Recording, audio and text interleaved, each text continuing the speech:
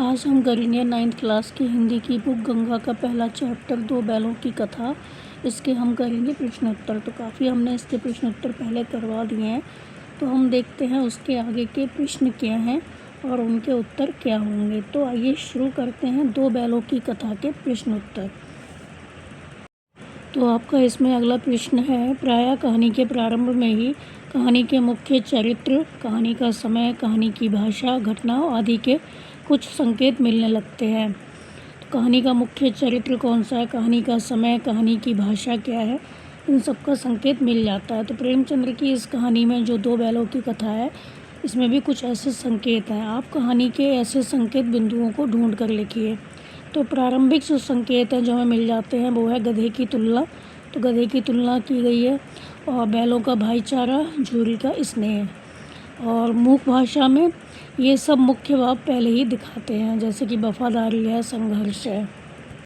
फिर है विषयों से संवाद, कहानी का समय और समाज।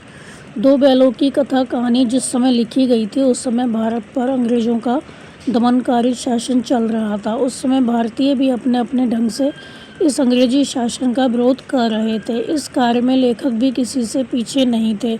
वे अपनी रचनाओं के माध्यम से लोगों को स्वतंत्रता के लिए संघर्ष करने हेतु प्रेरित कर रहे थे। इस कहानी में से कुछ वाक्य चुनकर नीचे दिए गए हैं। इन वाक्यों का मिलान स्वतंत्रता आंदोलन से जुड़े उपयुक्त वाक्यों के साथ कीजिए। तो उत्तर होगा, कहानी में से वाक्य है, जोर तो मारता ही जाऊंगा चाहे कितने ही बंधन पड़ते जाएं। तो ये स्वतंत्रता आंदोलन से इसका क्या जुड़ाव है। स्वतंत्रता सेनानी जो होते थे बार बार जेल गए, फांसी पर चढ़े, पर संघर्ष छोड़ने को तैयार नहीं हुए। मर जाऊंगा पर उसके काम तो ना आऊँगा, मर जाऊंगा पर उसके काम तो ना आऊँगा। तो स्वतंत्रता के लिए प्राण देना स्वीकार था, पर अंग्रेज़ों की सेवा में लगना अस्वीकार था। तो हमारी जान को कोई जान ही नहीं समझता। तो इसमें क्या मिलान होगा इसके साथ, दासता के काल में भारतीयों के प्राण, सम्मान और अधिकारों की कोई महत्ता नहीं थी। मतलब हमारी जान को तो कोई जान ही नहीं समझता। दोनों मित्रों की आंखों में रोम रोम में विरोध भरा हुआ था। तो भारतीय जनता के मन में ब्रिटिश शासन के प्रति विरोध धीरे धीरे गहराता गया। तो तुलना की गई है कि किस तरह से जो ये वाक्य है वो स्वतंत्रता आंदोलन से जुड़े हुए हैं। फिर है, इतना तो हो ही गया कि 9-10 प्राणियों की जान बच गई, वे सब तो आशीर्वाद देंगे। तो भगत सिंह और चंद्रशेखर आज़ाद जैसे क्रांतिकारियों ने बलिदान दिया, जिससे लाखों भारतीयों में आज़ादी की प्रेरणा जागी। सांड पूरा हाथी है, पर दोनों मित्र जान हथेलियों पर लेकर टपके। तो ब्रिटिश साम्राज्य बहुत शक्तिशाली था, फिर भी स्वतंत्रता सेनानी थे उन्होंने साहसपूर्वक उसका सामना किया। तो पहला क्या है, जोर तो मारता ही जाऊंगा चाहे कितने ही बंधन पड़ते जाएं। तो स्वतंत्रता सेनानी बार बार जेल गए, फांसी पर चढ़े, पर संघर्ष छोड़ने को तैयार नहीं हुए। मर जाऊंगा पर उसके तो काम ना आऊँगा। तो स्वतंत्रता सेनानियों के लिए प्राण देना स्वीकार था, पर अंग्रेज़ों की सेवा करना अस्वीकार था। हमारी जान को तो कोई जान ही नहीं समझता। तो दासता के काल में भारतीयों के प्राण, सम्मान और अधिकारों की कोई महत्ता नहीं थी। दोनों मित्रों की आंखों में रोम रोम में विरोध भरा हुआ था। तो मतलब भारतीय जनता के मन में ब्रिटिश शासन के प्रति विरोध धीरे धीरे गहराता गया। इतना तो हो ही गया कि 9-10 प्राणियों की जान बच गई, वे सब तो आशीर्वाद देंगे। तो भगत सिंह और चंद्रशेखर आज़ाद जैसे क्रांतिकारियों ने तो बलिदान दे दिया, लेकिन लाखों भारतीयों में आज़ादी की प्रेरणा जागी। सांड पूरा हाथी है, पर दोनों मित्र जान हथेलियों पर लेकर टपके। तो ब्रिटिश साम्राज्य बहुत शक्तिशाली था, फिर भी स्वतंत्रता सेनानियों ने साहसपूर्वक उसका सामना किया। फिर है अगला प्रश्न, पशुओं के लिए कानून। नीचे दिए गए संवाद पढ़िए और प्रश्नों के उत्तर दीजिए। मैं तो समझता हूँ चुराए लिए आते हो, चुपके से ले जाओ। मेरे बैल हैं, मैं बेचूंगा तो बेचूंगा। किसी को मेरे बैल नीलाम करने का क्या अधिकार है? जाकर थाने में रपट कर दूंगा। मेरे बैल हैं, इसका सबूत ये है कि मेरे द्वार पर खड़े हैं। तो बैलों का कांजी हाउस में बंद होना न्याय और अन्याय दोनों को दर्शाता है। कैसे? तो अन्याय कैसे हुआ उनके साथ, क्योंकि उनको खाना पानी नहीं दिया जाता था, बिना चारा पानी के उनको रखा जाता था, उनके साथ मारपीट की जाती थी। और न्याय क्या हुआ, दंड देकर छोड़ने का प्रावधान, तो उन्हें दंड देकर छोड़ दिया गया, तो ये न्याय हो गया। फिर यदि अवसर मिले तो आप बैलों की ओर से कौन कौन से कानूनी अधिकार मांगेंगे? उत्तर होगा पर्याप्त चारा मांगेंगे, यातना ना सहना, बिना कारण ना बेचना, पशु क्रूरता निवारण कानून। तो ये कानून हम मांगेंगे उनके अधिकारों के लिए कि उन्हें सही से खाना पीना दिया जाए, उनको यातना ना दी जाए, मारा पीटा ना जाए उनको, और बिना कारण के उनको बेचा ना जाए, और इसलिए उनके लिए कानून बनना चाहिए पशु क्रूरता निवारण कानून। फिर है जो हीरा मोती हैं वो थाना अध्यक्ष को शिकायत पत्र लिखते हैं, तो वो किस तरह से शिकायत का पत्र लिखेंगे कि उनके साथ क्या किया जा रहा है और उनको कैसे न्याय दिलाया जाए। तो वो लिखेंगे सेवा में थाना अध्यक्ष महोदय, विषय क्या है, हमारे साथ हुए अन्याय के संबंध में शिकायत पत्र।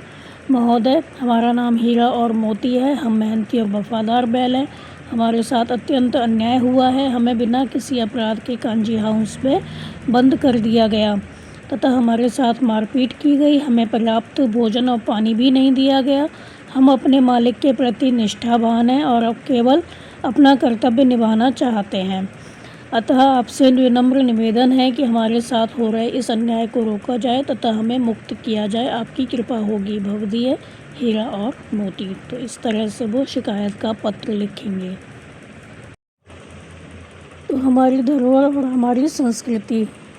प्रश्न है वह अपना धर्म छोड़ दे, लेकिन हम अपना धर्म क्यों छोड़ें?